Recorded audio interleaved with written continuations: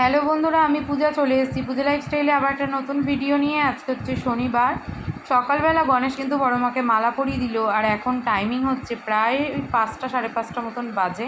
Packing আমাদের complete আর আমরা বেরিয়েও পড়েছি, তোমরা দেখতেই পাচ্ছ। আমরা কিন্তু মন্দারমণির উদ্দেশ্যে বেরিয়ে পড়েছি। আমাদের গাড়ি ছিল 5:30টায়, ওই 6টা নাগাদ গাড়িতে উঠেছি।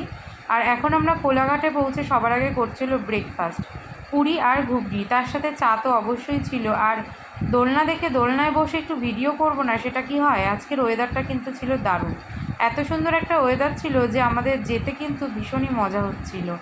আর এসি গাড়ি থাকলেও বাইরের ওয়েদারটা এতটাই ভালো ছিল, মনে হচ্ছিল এসি অফ করে বাইরের ওয়েদারটাকে আমরা এনজয় করি। দেখতে দেখতে দেখো আমরা কিন্তু মন্দারমণি পৌঁছেও গেছি। প্রায় 6.5 ঘন্টা মতন টাইম লেগেছে। রাস্তায় একটু জ্যাম ছিল, আর যেহেতু দীঘাতে এখন জগন্নাথের মন্দির হয়েছে তোমরা সবাই জানো, তো ভিড় চাপ সবটাই এখন বেশি। আর সত্যি কথা বলতে সমুদ্র আমার এত ভালো লাগে, আমার যেন বারবার সমুদ্র দেখতেই আসতে ইচ্ছা করে। পাহাড়ের থেকে বেশি কিন্তু আমি সমুদ্রই পছন্দ করি।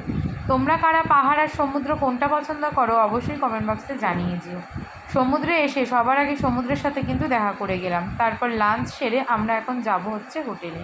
আজকে লাঞ্চে ছিল ভাত, ডাল, আলু ভাজা, পটল আলুর একটা সবজি, মাছ, চাটনি, পাঁপড়। চলো পরের ভিডিও